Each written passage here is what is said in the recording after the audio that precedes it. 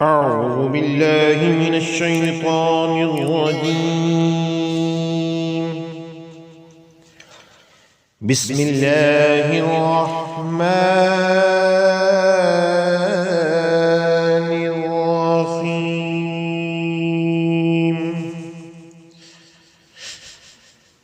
وإذ قلتم يا موسى لن نصبر على طعام واحد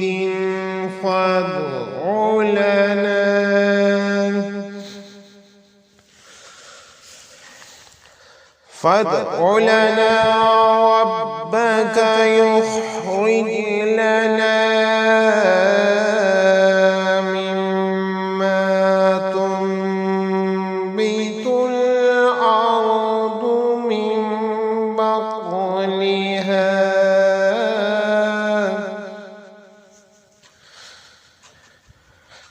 من بقلها وكثائها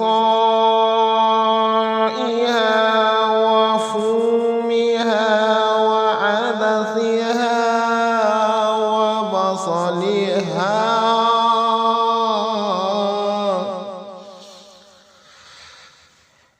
قال أتستبدلون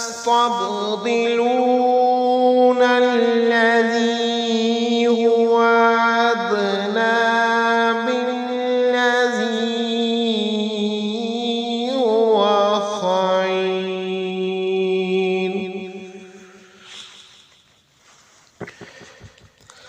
اهبطوا مصرا فإن لكم ما سألتم وضربت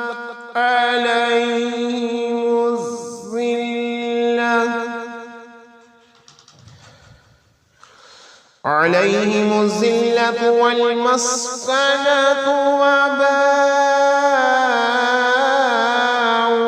بغضب من الله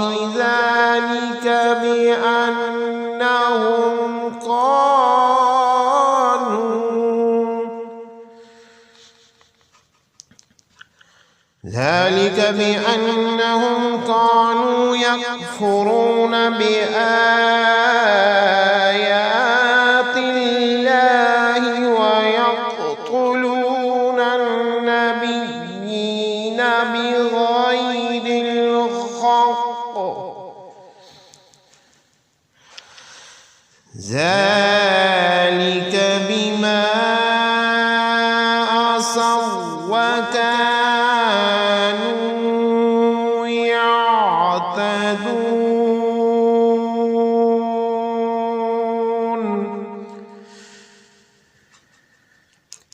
मैं पनाह मांगता हूँ अल्लाह ताला की शैतान मरदूद से। अल्लाह ताला के नाम से शुरू जो बड़ा मेहरबान और निहायत रहम करने वाला है। और जब तुमने कहा कि है मूसा हम फकत एक खाने यानी मन्नो सलवा पर हरगिज़ सब्र नहीं कर सकते, तो अपने रब से हमारे हक में दुआ कीजिए कि वो हमारे लिए ज़मीन से उगने वाली चीज़ों में से साग और ककड़ी और गेहूँ और मसूर और प्याज पैदा कर दें। मूसा अलैहिस्सलाम ने फरमाया कि तुम इस चीज़ को जो अदना है बेहतर चीज़ के बदले मांगते हो।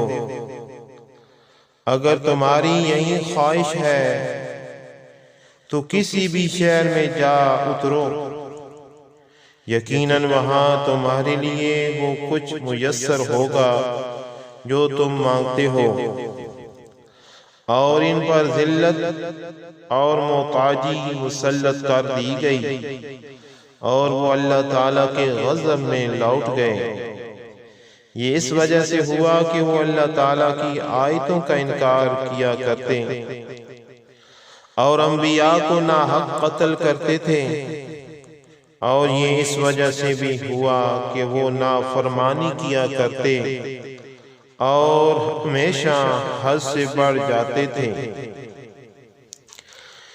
ان الذين آمنوا والذين هادوا والنصارى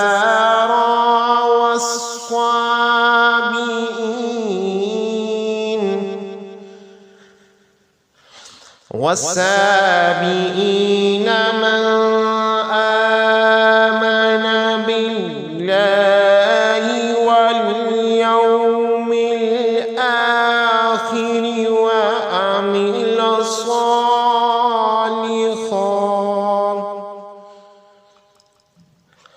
وعمل صالحا فلهم أجرهم عند ربهم ولا خوف عليهم ولا هم يحزنون۔